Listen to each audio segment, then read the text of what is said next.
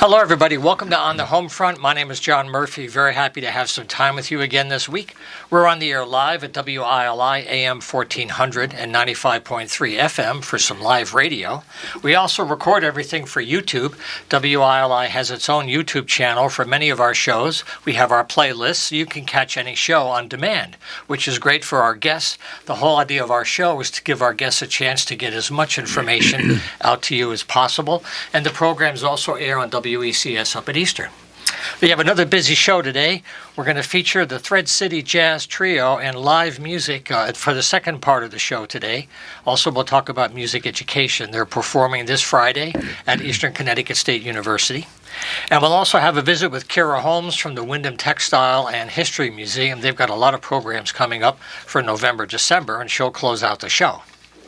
But right now, I'm happy to open the show today with another one of our continuing series of programs looking at the Wyndham Regional Community Council, WRCC.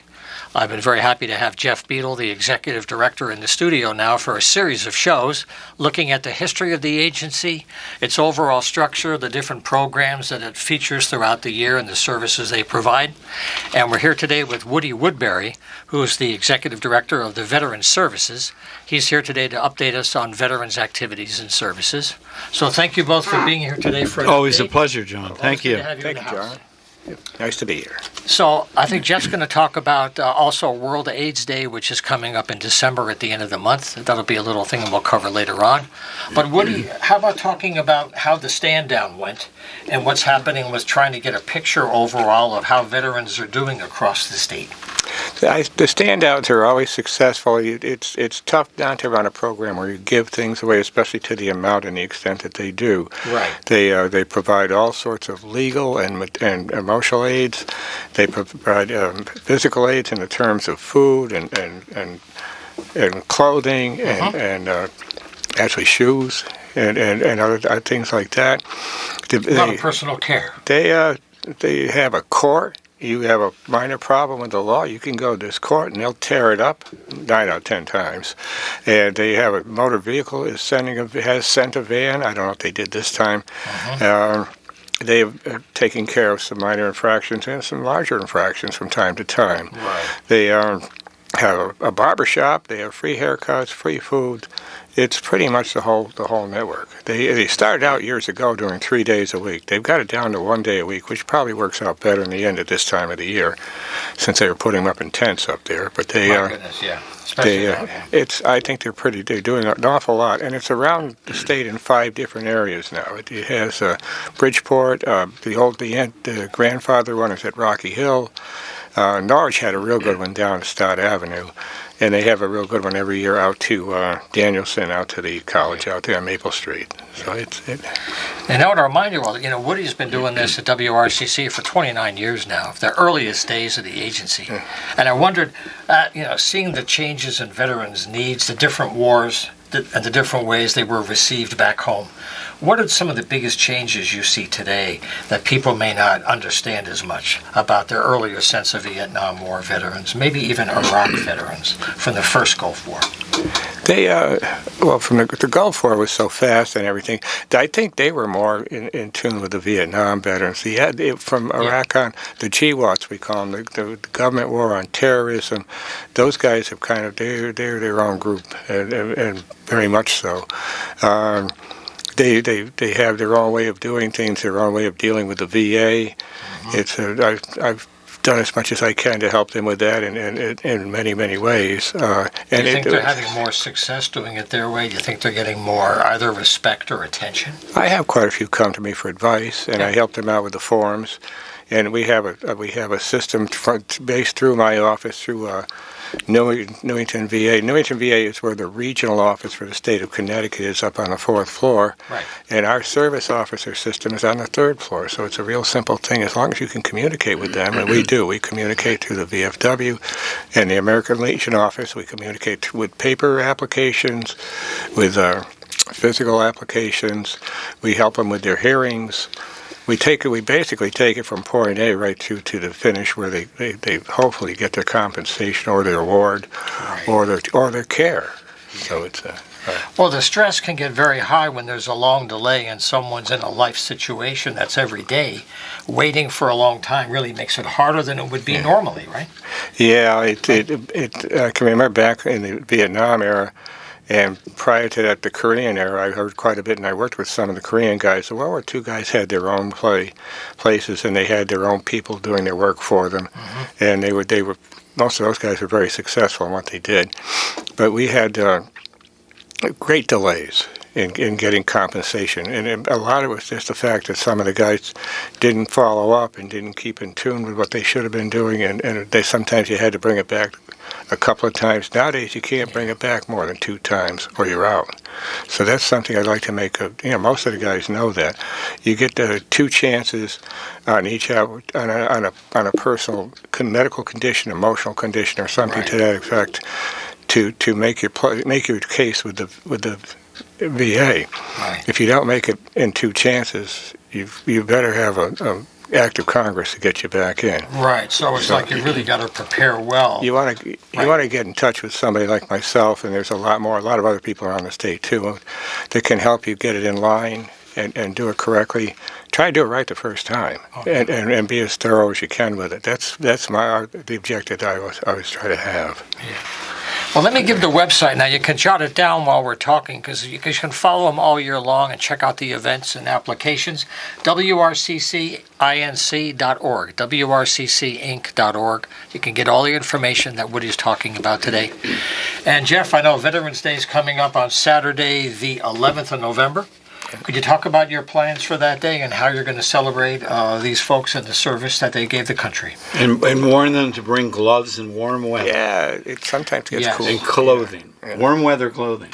Yeah, we always have it on November 11th, and we always have it at the 11th hour, and we always have it at Memorial Park. And we have from years back, we've gone either to one of the veterans clubs in town afterwards, and we do rotate the responsibility for that, and for a get together. And we try to keep it pretty simple, because most of the guys got something they want to do themselves. So we try and bring it down to a point where they can, associate with what we're doing and come in and have some camaraderie and whatnot, and listen to what we have. We have a pretty interesting speaker this year coming out of the sub-base, thanks to Manny Manassas down to Congressman Courtney's office. He's helped us quite a bit with that. What will his or her topic be? It's going to be a Master Chief. I got to put my cheaters on. Okay. I don't know the topic. Okay. We let them say we let them say what they want. We got Master Chief Mark Shipley. He is the base enlisted submarine school Master Chief. So he probably has a lot to say about that. He's got a pretty interesting career. He's been in, I would say, for almost 25, 26 years. He's been on 4 submarines. Wow. And that's about 3.5 more than I'd care to be on. But that's he's also been on 2 flat tops, and he's been a Master Chief. He's been a cob on a couple of boats, which means he was the senior enlisted man on the boat. So what's a cob? The chief of boat. There you go. Okay. Yeah, he's been if he touches on that, there should be something pretty interesting come out of that. And I think it'll be worth listening to him. And he'll be speaking at Memorial Day at the Memorial Park at 11 a.m., probably 11:10, 11:15. Give Joe Tom and I time to introduce him. That's great. Yeah, my nephew Michael was in the Navy submarines for 25 years. He made chief. And he loved it being at sea. He loved the whole thing. So my son is at Electric Boat now, and he's working on the next generation of the subs coming up. I think they got 2 subs now, right? He's working on the second one. That's awesome. Which is virtual at this point. Yeah, that's a huge amount of work. Now, the other thing coming up is a program that's very unique to Connecticut. I'm still learning about this program. It's called Soldiers, Sailors, Marines Fund, and it's a unique way to support veterans right here, and it stays local. Can you talk about that fund? It's been around forever, almost, from the... I guess American Legion is helping to manage it, right? The American Legion has been a manager of it since the inception. It was started after World War I on a penny a pack tax on cigarettes. And it's I can't quote exact numbers right now, but it has millions of dollars in the bank, and we work off the interest. And it provides quite a bit of care and welfare to the veterans and their families. the children under 18, spouses, and of course widows and widowers. It's strictly for the state of Connecticut residents. And if you serve from out of state, and if you're a resident now, you are eligible to apply to it. We pay basic needs such as rents, mortgage payments, electric payments, food vouchers, clothing vouchers for the whole family, and we go into some specialized care. If you need somebody to come in and help you out while you're recovering from an operation or a problem, we will pay up to 60 days for someone to come in while what a gift! While you're trying to get some backing from some other fund or something. We work within 3 days to 7 days of the application. You will hear whether or not you're going to get the help that you've asked for. Well, there's so many. And it's not means based. No. Either. It's basically if you're a veteran. We pay up to 300% of the FPL. So if your salary or your income is less than 300% of the FPL, you're eligible to apply. It's a federal poverty level. They set it every year. It's a certain number that's like a baseline. It's roughly. But that's a blessing. What is it roughly about? It's about $59,000 for a single person. Okay. So if you're under $59,000 a year, and you got less than $15,000 to $20,000 in the bank, we don't worry about your IRAs or things like that. We don't take those into consideration because they're not accessible cash. So we do. You got to have less than $15,000 in a natural savings account, and under $59,000, then it's graduated up, of course, for you and your wife, or you and the other person in the family that's making an income, and it's also structured for the number of people in the family, 5, 6 people. It goes up, so it's pretty easy to work with. How about that? Did you hear that phrase? Pretty easy to work with. Write that down. That should be in stone somewhere. But the thing is, today there's so much stress on housing costs, food costs. A quote normal budget isn't working the way it used to. So this is a life-saving little extra support people may not know about. And during the height of the COVID crisis, of course, we paid quite a bit on funerals. We pay up to $8,000 on funerals, as long as we can go through the right steps to apply for that. Yeah. But there's quite a few more things. If somebody thinks they want to apply, call my office. I'll send them out a pamphlet on it. We'll have other things that we can do for them and all the ways to go about it. All right. So the phone number is 860-423-4534. If you want to call, 423-4534, wrccinc.org. Also, December 1st it's a Friday. It's World AIDS Day. And there's a special program here on November 30th. Jeff, I want to remind people how you and Mark Svets and others were incremental in the 80s, trying to deal with needle exchanges when they were controversial to help people deal with that reality. Here we are 40 years later, and there's still a big issue to be dealt with. Right. Thank you for bringing up the controversial needle exchange program. But that was a vital service. It was a very proud moment, a proud moment. Within this community, we had a public hearing on that program. Sure. And there was 1,000 people that filled the auditorium.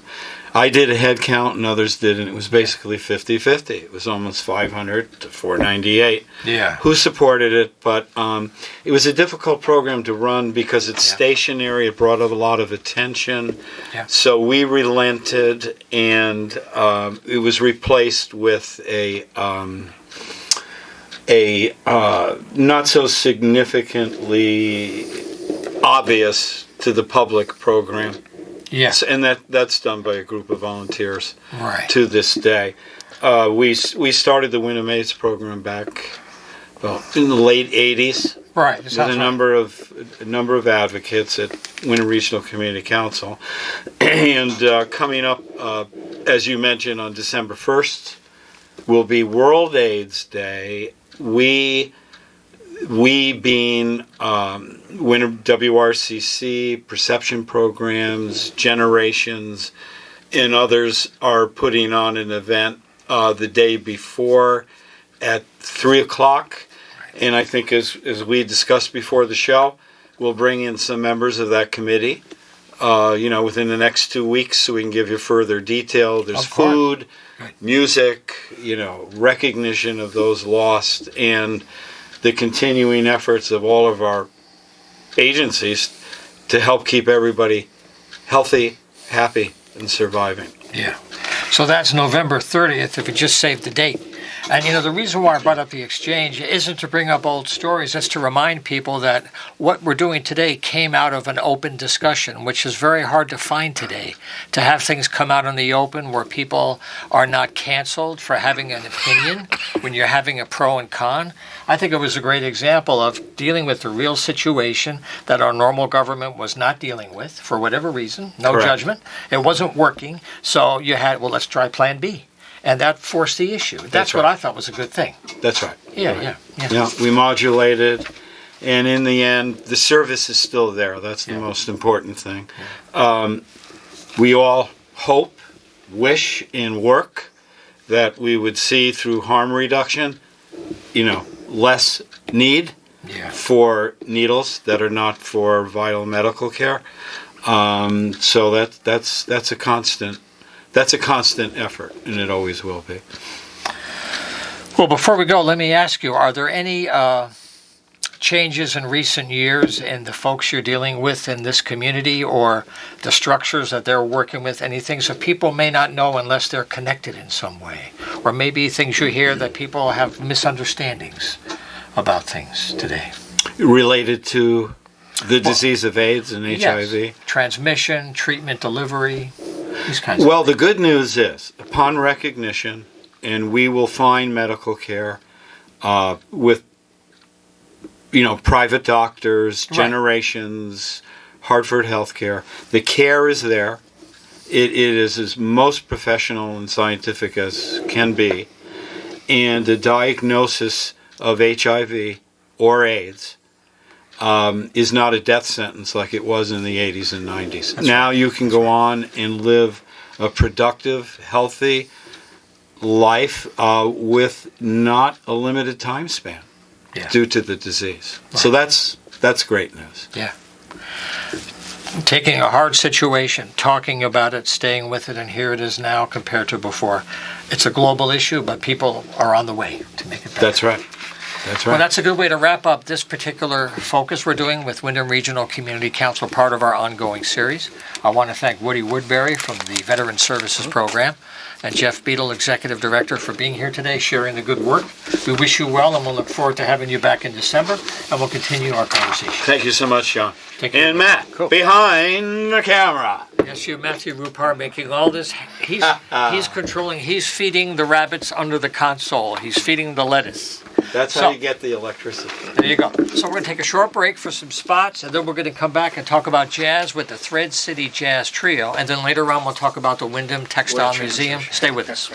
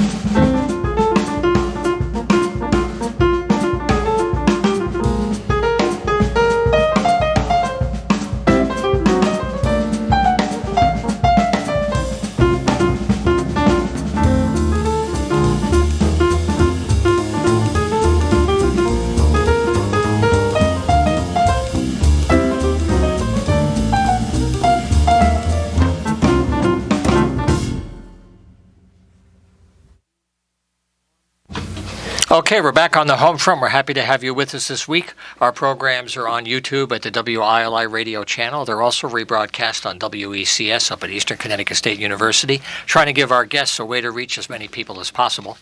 I'm always happy to have jazz in the house for the show once in a while, and I have two members of the Thread City Jazz Trio with us. I've had them on before. They have a new CD that has recently come out this year, although I've been covering their music for a while. Sitting next to me is Rick O'Neill, and next to Rick is Anthony Cornicello.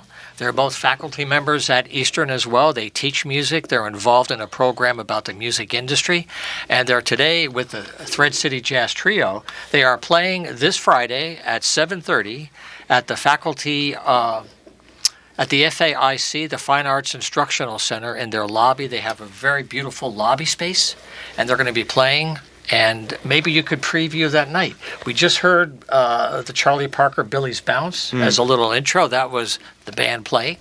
So maybe talk about this and how you put it all together. Well, as far as our concert on Friday, playing in the lobby, the concert hall is wonderful. I mean, it sounds fantastic. However, it's huge, and you're playing on stage, and the nearest audience member is like in the next county. And we play in jazz clubs, and it's like person's right over your shoulder. Yeah. And in a way, we wanted to recreate that small sort of intimate atmosphere you get in a club by having us go work in the lobby. Yeah, so I'm looking forward to this. It'll be a new venture for us. Yeah, right. So now, when it comes to this collection, and your whole idea, you're doing a work new standards. You're trying to give a new approach to music that people may be familiar with, but it's something more than something that you're familiar with. You're stretching things out. Yeah. So what happened is I was something I've been thinking about for a long time, and two things really kind of brought me. One was a book by Ted Joyer called The Jazz Standards, which is just about, it's like an encyclopedia of just jazz standards. And kind of a lot of the standards have sort of evolved kind of haphazardly, like, someone found the music somewhere and said, oh, let's play this. And so, you start to look, well, this canon that evolved is sort of, put together by chance. So, okay. And of course, a lot of it was popular music of the day. Like, you look at stuff that was going on in the 1940s. It was movies, it was Broadway shows. Yeah. Absolutely. And they just went and took those. So I said, well, let's do the same thing. And also, people like John Scofield, you look at his most recent recordings, and he's doing stuff like Bob Dylan. He's doing, other people like that. I'm like, we should do the same thing. And so we are going to continue to play the same kind of music that we have on our recording. We're augmenting it with, let's see, we got Selena Gomez. We have modern artists, Yeah, we have Steely Dan. I forgot what else we did. Alanis Morissette. Yes. And So and actually, it's funny because Alanis Morissette. You start playing and realize, okay, this is the blues. In some ways, it's like, okay. And actually, we have a few surprises in there that we're playing with it. But, it really, once you start working, you realize, Steely Dan, the same thing. It's like, this is kind of a blues with a different kind of groove to it. But, okay, we can make it work. I say the blues is one of the backbones of jazz anyway, so. Yeah. Oh, yeah, like if you burn away the outside, the root inside goes back to 12 bars or whatever it was that came out of the swamps of the Delta. Yeah, exactly, yeah. Right? Yeah.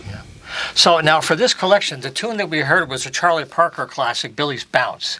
And after we chat, we're going to close out with the tune. So you guys think about which one you want to drop at the end. Okay, yeah. But the other thing that's new at Eastern is they're really enlarging the arts program to look at the music industry. Several years ago, they got a big investment for the Fine Arts Center, great studios, an awesome theater. So education was really jumped up quite a bit. And there's a lot of theater coming out now that's really putting together a lot of technology. In fact, I should mention, Rick did the music for the show recently that just closed, Blood on a Cat's Neck. Yeah, that's right, yeah. You did. I saw you in the background there with the band, right? So that's an example of some of the technology that's coming into the art program and the theater program. And now you guys are tying it into the music industry. Can you talk about how that works and how you're trying to get students more aware of these new realities that have nothing to do with music in the 50s or 60s? Sure. I mean, I started, I was in the industry my whole life. Right. I came to teach at Eastern 5 years ago, maybe?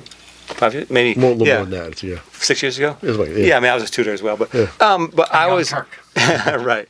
But I was in the industry my whole life, and I thought that these students should know they're learning about how to play music, but they should also know about the realities out there and how to protect it, copyright it, how to make money, how to make a living, how to get a career.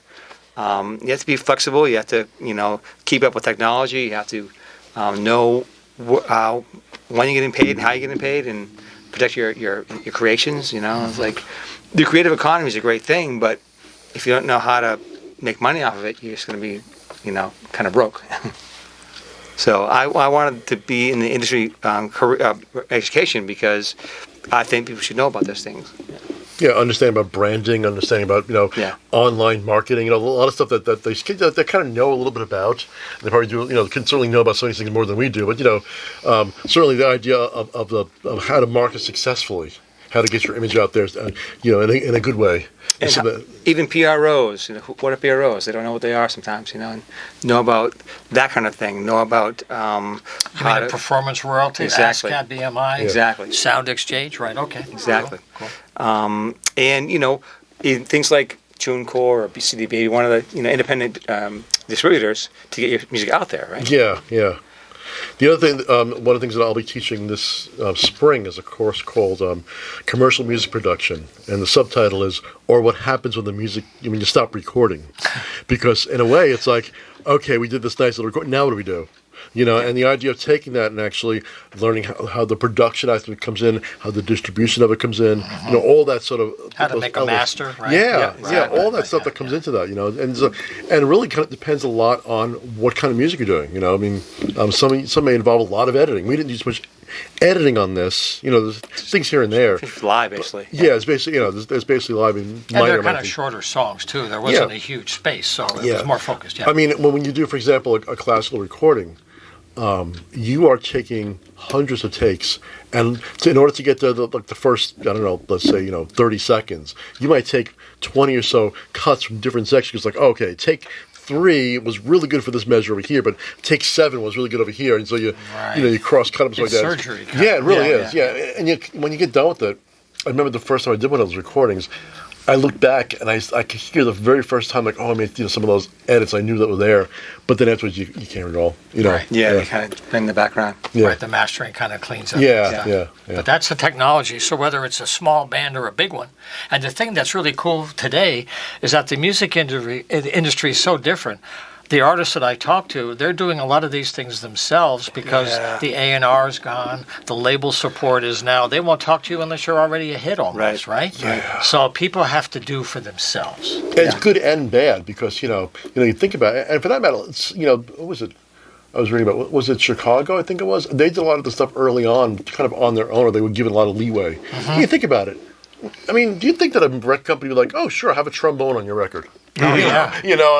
Late 60s, right? Yeah. So it's like things like that like in a certain way the record company's kind of staying out of the way or not being involved in our case might actually be good. Yeah. I guess one of the, double-edged sword is anybody can make a record and put it out. So therefore, anybody can make a record and put it out. So it's That's the beauty, right? Because this comes up in the classes I teach as well. Is the fact is that it's a more level playing field for access.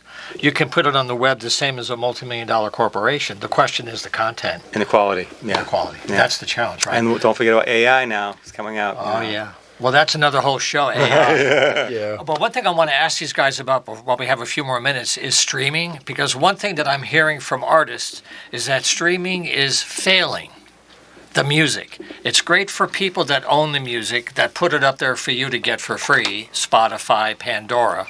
But the artists are paid a very small amount per listening. It's a formula. And you talk about like 1 million hits, and the guy got like $5,000. So the question is, when you teach the industry, how do you share the other side of the coin, where the public is still learning how abusive this is? They don't know really how bad it is for artists to make a living, except for the big stars. Well, we'll start with about 100,000 songs a day get uploaded to these streaming sites. So 100,000 songs a day. Yeah. Wow. So the noise is already out there. And yes, 1,000 or 1 million streams. Right. Yeah. About $5,000, you're right, something like that. It doesn't. It's 0.1 cent per stream, based on if it's a premium subscription or a free subscription, premium, Right. you know. Like So- free or something maybe without ads, you pay a little bit. Yeah, Right. so they're different rates, you know. But the kind of the kind of trick is here, you get a certain percentage of the rate based on how many streams are out there. Yeah. But so many more people are coming on every time, you're raising smaller and smaller as you go down. So Yeah. you're trying to get out there, but you're getting less and less money. Yeah. And don't some of these services sort of, let's say, until you reach this number, you're not getting anything? Well, they have like a pro rata kind of thing where they, you know, based on if you have many more streams in general, you get a higher rate. Right, yeah. That's right.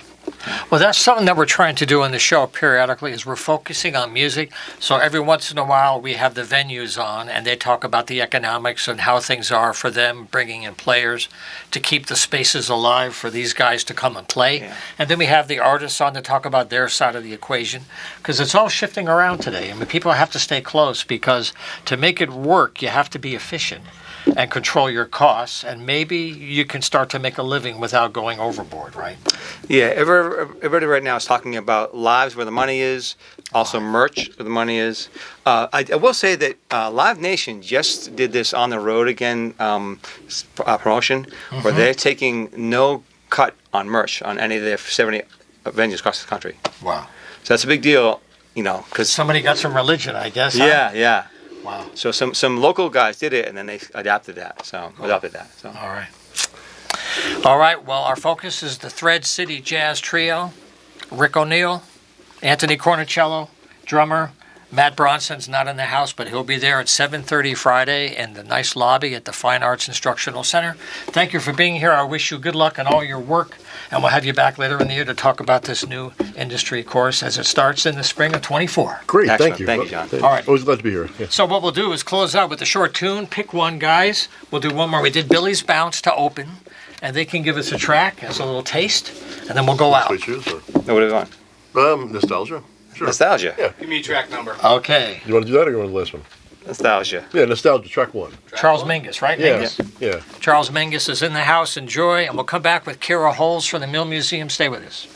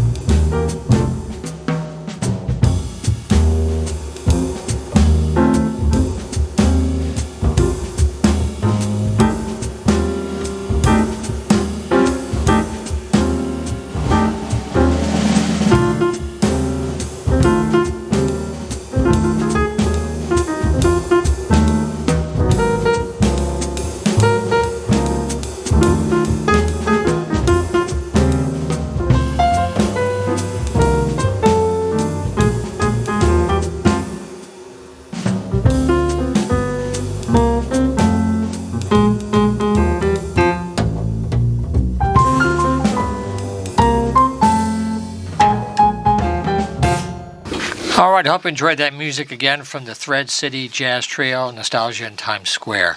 Again, their music will be very nice to enjoy this Friday, November 3rd at 7:30 for free to the public. Everybody's invited to the Fine Arts Instructional Center large lobby area outside the concert hall. Well, I'm very happy to have Kira Holmes back in the house again. She's here periodically. She's the executive director of the Wyndham Textile and History Museum. They're busy all throughout the year, but with the holidays coming now, they are going full tilt, and she has a lot to cover. So I'm going to try to stay out of the way, Kara, and let you run this down. You've been very busy, and I see you have a little leftovers from Halloween going on. Yes, I'll get into that in a little bit, I know. but first, thank you. She got some real payola here. This is awesome stuff here. Thank you very much. And thank you, John, for having me back on the show. Yep. So first, let's start with our wonderful exhibit. It opened up on September 1st. It's closing November 12th. That is Sewn Stories, Shared Lives. I'm not sure if you've had a chance to get into the museum yet, John, but if you haven't, you definitely should check out this exhibit. Yeah, we interviewed the artists. And they were last wonderful. time. Yeah. Yes, and they have amazing stories. These two fiber art sisters is what they call themselves, and that's Linda Martin and Carol Vignac. And they have they both have wonderful historic legacies for ancestors, and it's really a moving exhibit. It expresses through their fabric, through stories, from essentially their legacies, going into the Holocaust, going into African American slavery. This is definitely an exhibit you don't want to miss.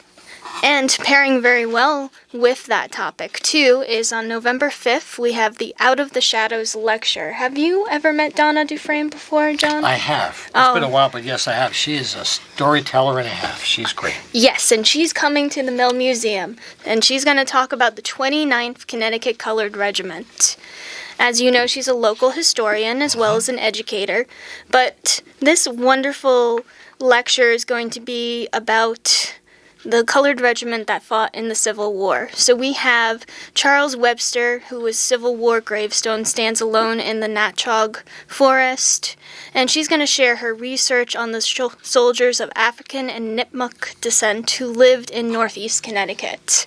And that's going to be in the Dugan Building on November 5th at 2 p.m. It's going to be $12 for members and $15 for non-members. And it's really a lecture you do not want to miss.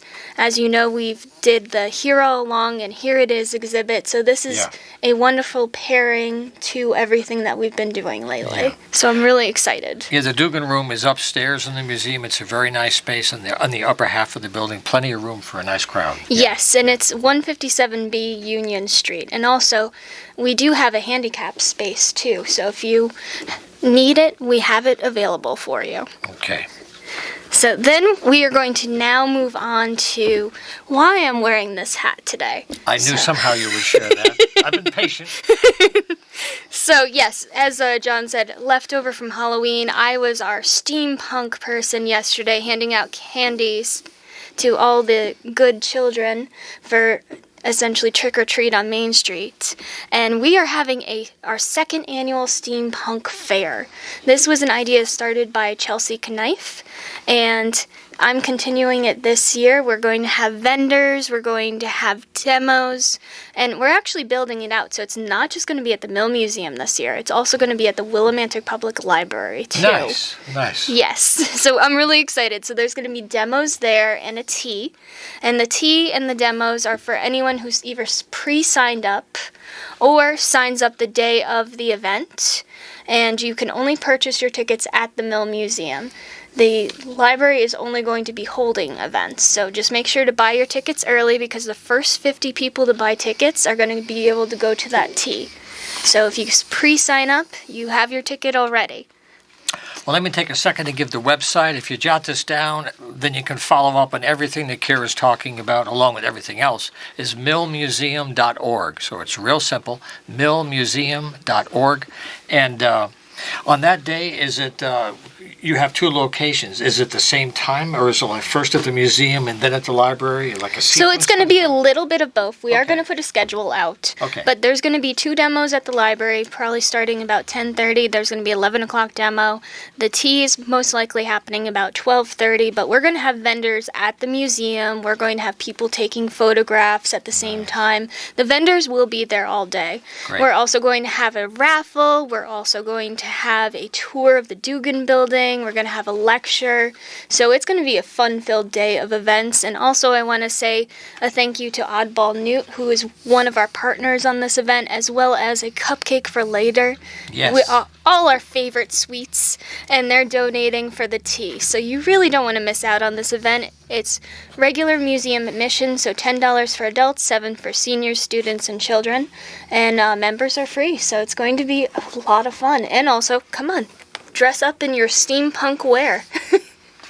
Check out the garage, the tool shed. You'll find something. November 18th is the date, right? Take out Yep, the November 18th. 18th, 10 to 4, and the library's events will be ending by 2 p.m. that day, but we'll keep going at the Mill Museum for another 2 hours. Okay. So literally, I'm going to switch my hat here, Uh-oh. and let's get ready for the Oh, holidays. there you go. Okay. So- This is a multiple personality kind of thing here. Yes, All today right. it is. All right, there you go. So Let we're it going to rip. have our jingling little elf, and we are now going to get ready for the holidays with November 24th for the Wyndham Light Parade. We're Nice. going to be marching again. We're looking for volunteers for that, so if you're interested, please email me, Kira Holmes, at director@millmuseum.org, and it will be starting at Memorial Park and going to Gilson Square. It's a cold night, but it's fun. Have layers. Layers. Have layers, bring your bells. I don't have any lights today, but, put your lights on, and we're going to go all walk together in the brisk, winter-ish weather. And I see from your note 5:45 about, If for the parade start, it usually starts about 5:45. there we go, And- 24th. Then we have on November 25th, let's decorate the Mill Museum, and we're looking for volunteers for that too. Again, please email director@millmuseum.org and let us know, because we have several rooms to decorate. We have a 3-floor building, and we would love help setting up trees and decorating the mill owner's room. So we're looking for volunteers again, and it'll be a lot of fun and get you into the festive holiday spirit. Yeah, and with all the crazy news going on, people need something to lighten the spirits, let me tell you. I agree We completely. all need that. We need a break. We need a break, right? I agree completely. Okay. Which leads us to also we'll be doing something Thanksgiving weekend too, but right after Thanksgiving is Giving Tuesday. Have you heard of Giving Tuesday before, John? Yes, I think the Center for Community Engagement at Eastern's involved. It's kind of a global celebration, isn't it? Yes. And we're tying into it. So how are we connecting to that? So for Giving Tuesday, we're asking for donations. We'll be putting up a Facebook fundraiser like we have been the past few years, and we're asking for donations. But more importantly, this is the time to give. It doesn't mean to just give to the Mill Museum. There are several great nonprofits in town, like the No Freeze Shelter, the Connecticut Eastern Railroad Museum, WAME, of course, yes, and several others like Access. We can't forget our nonprofits. They all need help, but we also would like any donation that people are willing to give. We'd like to be considered too. I've heard from so many people that things are so tight today with inflation or costs going up that every little bit helps now more than ever. It's Yes. small incremental things, but it can lighten a big load. Exactly. Yeah. So that's part of Exactly. Giving Tuesday, November 28th. You can jot that down. Yeah. Yes. Okay. And then we have on December 8th, we're opening up with our second year of Festival of Trees. Were you able to attend that last year, John? I did. It was lovely. I'm glad. It was lovely. So we're actually looking for, we're looking for people who want to decorate trees for organizations in town. You can be a nonprofit or for-profit. So if you're interested, email me at director@millmuseum.org. And that's going to be November 24th through December 1st for essentially setting up a tree at the Mill Museum. Right. Do you think the Willie Radio might want to join us and set up a tree, John? Well, I think my arm's being twisted now. I think we're breaking the code of payola here in the studio. Oh, I sorry. can certainly talk to Wayno, and we'll have to caucus. Okay, understood. But what I would have be to ask, involved? But tell me, what would be involved? Well, you would essentially bring an artificial tree between 5 to 7 feet, and then you would just decorate it. Well, maybe one of us could just stand there. Would that be cool? Well, if you Do a want to little miming? stand, They if could you want to imagine- stand there 3 days a week, sure, we could do it that way I don't know. too. I But don't know. I would highly recommend bringing the artificial tree, and that way it would be another great ad for the radio station Wow. too. And then you And- decorate the tree. Yeah, and you Some put your microphones. you could do that and put your card up essentially about the radio station. You can go into all the different programs you have here. Well, there you know? go. This So- woman is sneaky. But actually, fun. actually, I'll talk to Colin and Wayno and see what the promotional people have. Maybe they have something we can use. But we'll Yeah. find out. We'll let you know. And there okay? also We will be a tree in the there'll be a train in the middle of the room too going around. Oh, So it's nice. going to be in the middle of the room and the trees on the side. And Wow. then we're going to have on December 8th, that evening, we're going to have our wonderful opening for Festival of Trees too. So again, Yeah. it's going to be 6 to 7:30. It's going to be a lovely event. You can vote for trees. Again, great holiday spirit, wonderful times coming up. Well, you'll and- have to vote for the WILI tree. See who's promoting See? now. I know. It's, no shame. No shame. I don't either for that That's because okay. it's all about partnerships It's and a good working cause. together. Yeah. So, two final quick things I'm Sure. going to throw in here Yep.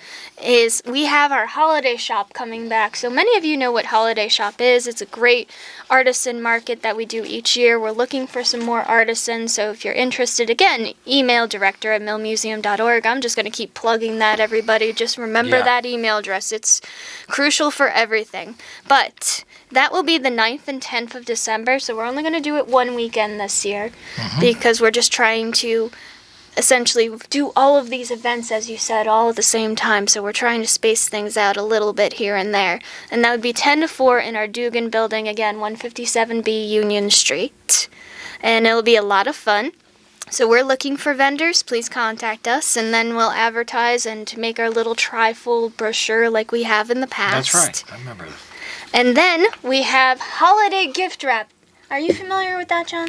I have seen it before. You've been doing this for a while. Some traditions are pretty established there, but that's where people can volunteer and help wrap gifts. Exactly. See? So again, we're looking for those volunteers. John, you know anybody? Yeah. Matt Rupar. Over there. Hi, Matt. He's behind the camera. I'll be getting your contact information again later. So now that I've roped Matt into holiday gift wrap via There you John, go. thank you. There you go. And that will be December 18th through the 24th at the Eastbrook Mall. And that's also going to be with the Willimantic Lions. So we're going to be working together for this fundraiser. So it's going to be us working together for about 7 days from the 18th to the 24th of December. Yeah. So it's going to be a lot of fun. If you like rapping, this is a perfect thing for you. If you don't like rapping and you just want to refill stations, that's also perfect too. Or if you just want to get people's attention and bring them out and talk to them or dress in holiday wear, There you like, go. you know, And you know- jingling elf hat. There you go. And you know, even if you don't rap very well, you could practice and get to be a better rapper, as it were. How about that? Huh? I had to do that. Exactly. I had to do that. And what I have to say really, really quick, because Yes. I know we're getting to the end, I We want are. to first say thank you, John. Oh. Thank you, Matt. Yeah. As well as I want to say thank you to the town of Wyndham. I want to say thank you to Connecticut Humanities. I want to say thank you to my fellow staff, being Jamie and Mac. I want to say thank you to the Mill Museum Board. I want to say thank you to our volunteers at the Mill Museum. Thank you to the Wyndham community, as well as thank you to everyone who supports museums and makes the Mill Museum a great place. We can't do it without you. We're a regional museum, and we love being there for our community. Well, that's great. We're very happy to have Kira Holmes on periodically during the year. They're active all the time, presenting all these great programs.